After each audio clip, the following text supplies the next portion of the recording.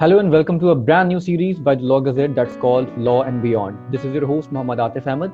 Today, in this episode of Law and Beyond, we have with us an extremely influential, dynamic, and auspicious personality who is an independent litigator based in New Delhi, holds a dual Masters of Law from New York University and the National University of Singapore. He brings with himself a wide array of experiences from working in an international law firm to representing governmental and non-governmental bodies, multinationals, financial institutions, and individuals in widespread matters. He is none other than Mr. Jayant Bhatt. Without any further ado, let's jump into the conversation. A very warm welcome to you, sir, on the show. Thank you very much, the Law Gazette and Atif, having me on board today. Let's hope we can keep the session very engaging and entertaining for your viewers. So yeah, I'm ready. Please go ahead with your questions.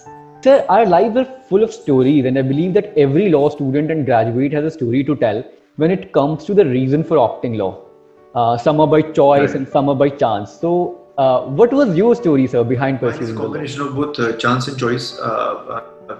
This morning I just posted about a little bit of my history. So in class 11 when I lost my mother, I was going through a very tough phase of pursuing science, and I was not doing very well in science. So my uncle, my mama, he gave me this prospect of national school in Bangalore, and lawyers just do a lot more than just going to courts. Why don't you give it a go? And throughout my schools, I've been a decent student, and just these two years in my life were very tough, personally speaking. And I went through the endless prospectus, and it inspired me. It made me realize what five school tenure can do to a person's life. And then I read a lot. Went onto the internet, met people personally who were interning in Delhi from national school before joining law school. To get an idea of what 5-year law course was all about. Because in India it was a very new phenomenon even back then when I was planning to pursue a 5-year law course. Because I went to law school in 2002, and national school had opened in 1989. So. So for me, my uncle paved the way for me.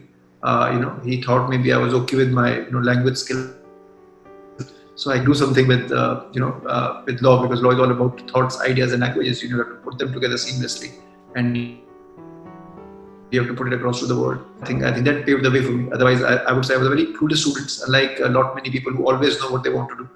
And I think once I went to law school, rest is history. I enjoy being a lawyer today, and once a student of law, always a student of law. Great, sir. And sir, as students, we often end up in a dilemma regarding our studies, internships, the huge gap between the theoretical and practical approach of law. So, how did you identify and work upon your areas of interest back in your college days? My interests have been very limited. I'm not a voracious reader, as lot many people are, and as lawyers are supposed to be. But I do read on and off. Whatever books and fictions and non-fiction they interest me, I do pick them up on and off and read them. But besides non-legal reading, legal reading is a must. So you can't escape reading so much, so that you have to do hobbies and other things in law school. I was busy making acquaintances with my friends, my batchmates, seniors and juniors, doing moot courts. Did a lot of internships. Moot court was fun, particularly because it let you travel, and I would not say miss your classes, but go away from law school. So you need some time that your private space or your personal space, as we see, to wander, explore the country, explore the world, be out and about. So I think just like any regular student, I lived my life, but at the same time, it didn't stop me from experimenting in whatever extra curricular there was. So I would always recommend this to young lot, that please do whatever you can and whatever chances you get in your 5 or 3-year law course or in college life, because as people say, these years are never going to come back. And have your share of fun. Nobody's asking you to not have fun. At the same time, you have a career to build and you have a profession to make in the longer run. So don't give up on that. Do as many things as possible, because we all have very limited time, and enjoy while you're doing it. Sir, law school journey is a roller coaster ride, ups and downs, and success and failures. So, I would like you to ask about one of the most memorable moment that you had from your law school and that you still remember till then. Many, very difficult, but I think one moment I still particularly realize is winning my first moot court.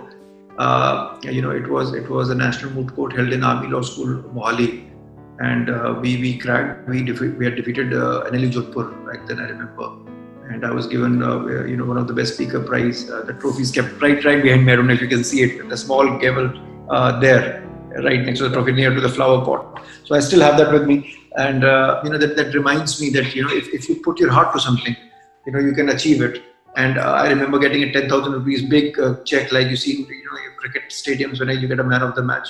So I got the 10,000 rupee cash prize and big check and all that, and big trophy for winning the moot court. And I was really ecstatic because it was a team of 3 members, and it was our first national moot court exposure. I was in my 3rd year when I started mooting, and I've always been a very regular mooter after that. So I would say that in a way was a turning point in my law school career, because that gave me a lot of confidence, because we had defeated almost every team from the semis, then to the quarterfinals, semi-final, and final. And the finals, I still remember, were being judged by the sitting High Court judges of Chandigarh High Court. So I was trembling, but the crescendo had built up so much because of my argument skill, that within the premises, people had come just to hear me for the finals, because the students said, look, there's a young man who is arguing well, and he's arguing differently. Why don't you go and hear him out? So that made me realize, look, I can express my thoughts, and it's not just in class that you can voice your opinion. Even in a moot court, when you have to articulate yourself and put your point across, you can do it. And then that's what the job of even a real lawyer is, by and large. Tell us about your LLM. Why you decided to pursue dual LLM, sir? In the back of my head, I had this idea that I will do 2 masters, one from UK and one from US. I always had that idea. I don't know why, but somehow I ended up doing 2 masters in 1 year, because by the time I started applying for US universities, and NYU was one of my choices. So NYU had come up with this program called NYU at NUS back then. So what was essentially happening is both National University of Singapore and New York University had collaborated to do this first of a kind program in the world.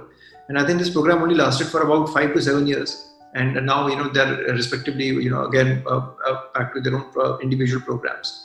So it was something new, and it was a tough selection, because I think my batch only had 45 people from across the world, and the selection criteria was very high. And I was one of the 5 students from India, to crack this program. And I thought, look, I will save a year, and I'll still get 2 masters. And I didn't have any hang-ups about, going to Oxford, Harvard, Cambridge, or Columbia, or IVs or non-IVs. I'm like, so far as I can be in the top 5 universities of the world, of any continent, I'm happy, because I don't believe so much in ranking. And NYU has equally enviable record as NUS or any other top universities in the world. And in hindsight, I think I made the right decision. Not only could I complete my 2 masters in 10 months' time, I could also get a head start to my career. So that was completely by default and not by design. As I said, I did aspire to do 2 masters, but I never, in my wildest dream, thought I would end up doing 2 in 1 year.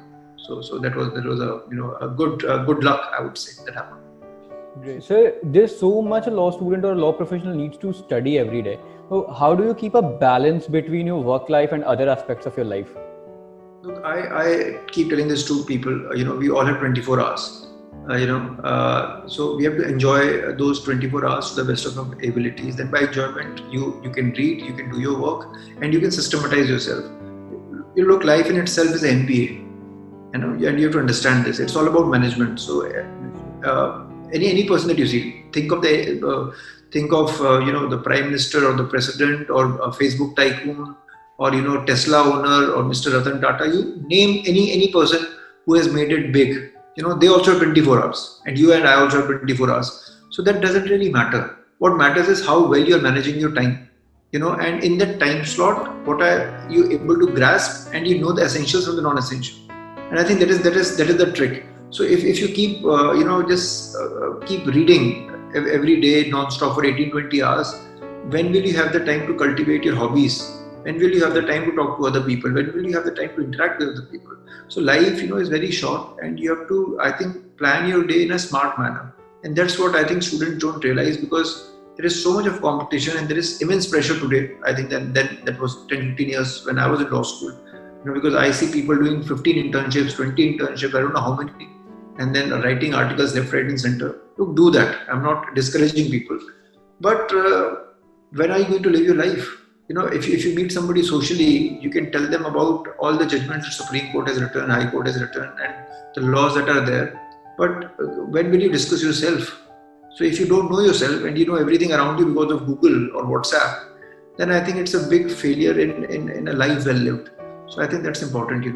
Focus on yourself, focus on your positives, and divide your day accordingly. That is I think a crucial aspect. We are sailing through an extremely tough time, and the burden of work piles up and rounds us down every day.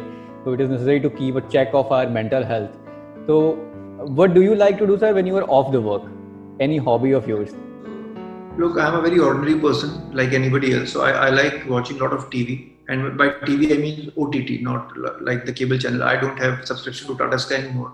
We have discontinued that because, I find OTT to be better. You can still watch news on YouTube or Yes, different sir. live news channels. And, I don't like the shouting match, what they call debate on TV. I think it has no recourse. So I like to, see the trailers of any movie that I would like to watch because unlike 20 30 years ago when a movie would take 3 years of your time, now it only takes about 1 hour 90 minutes, and it's very well made. It's packed with punches and all. So I decide what movies I have to watch. So I do watch movies because I think that refreshes my mind. That also gives me a different perspective to think from somebody else's life experience and True, sir. their bent of mind. So their perception is portrayed on cellulite. As I said, I also like reading newspaper, because I read about 4 to 6 newspapers a day, and that gives me a different bent of mind because I think every newspaper gives you a different insight. A newspaper may be agenda driven or not. I'm not on that, but every newspaper covers different news stories.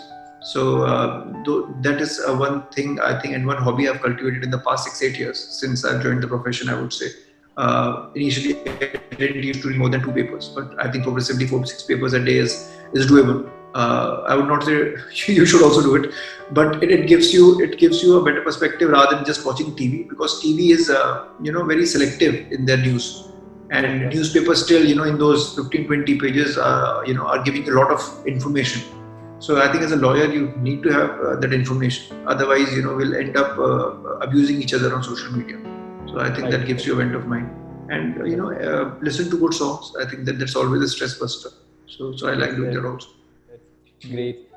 Sir, the pre-COVID and post-COVID era is entirely different. So, what do you suggest to recent law students, law pursuing students, or recent law graduates in order to combat the change? I think we have to be, patient. That is very important. I am getting a lot of requests for recruitment by my ex-interns, by current graduates, by people who have lost job in the market, and sometimes I feel, extremely powerless because I have limited attention in my office and all my occupancy is running at full at the moment, and I want to help people.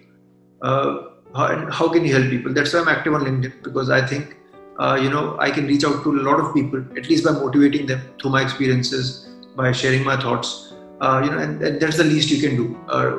At least to be kind to one another by expressing your thoughts. Everybody, at least most of us, are lucky enough to have a good education. Unlike most people who don't even get to go to schools. So I think look at the positives that you have. If you have a house, a roof on your head, if you are getting 3 meals a day, if you still have parents who can take care of you, and if you still have a mobile phone which enables you to reach out to your friends and loved ones, I think those are the blessings that we must count in COVID times. And these times are not going to last forever. Right. I don't think COVID is going to remain here forever because change, as we say, is constant, and COVID, is also a change in the process. There was a huge virus we all encountered that we had not anticipated, and now we are, finding ways to, bypass our day-to-day life. So I think things will change, things will bounce back, and I think legal industry is still one of the better industries to be in when you compare it to aviation or hospitality, tourism. They have been really really badly hit. If you go out, if you see any restaurant today, most of them are lying empty, vacant. Not the footfall has literally evaporated from the pre-COVID times that they had. So as I say, always count your blessings. I think we are in an industry which is by and large still anti-cyclical. And people are still going to fight, people are still going to commit crimes. Those things are not going to go away because human beings are not going to, you can't change their psyche overnight. So Right. that mentality of fighting with each other, usurping somebody's land, murdering somebody, and committing white collar, it's not going to go away. On the contrary, I think it's going to go on the rise. All the defaults which are going to happen because of the financial crunch, the employment laws which have happened, the people withholding wages, disputes between tenant and landlord. So stay put. The moment an employer is also going to have more work, he or she are going to employ more people. So if you don't have a job, please don't panic. Wait for at least till the end of this year, I would say, because we are almost there. It's just a matter of one more quarter. I'm not trying to be pessimistic about it. I'm trying to be pragmatic about it. So just wait a while, and as I said, develop a hobby. Think of other things. Don't go into rote learning. Don't panic, because the simple fact is it's not just the graduates of 2020 in law. It's the graduate of almost every industry the world over who are suffering. Right. So if that counts for anything, look at the suffering of others, and maybe you will feel the suffering is less. Thank you, sir. It was an inspiring journey all along. Thank you for joining us on the show. I'm sure your experiences and stories will motivate all of us. We look forward to seeing you again. Thank you. Thank you so much for having me. Thank you.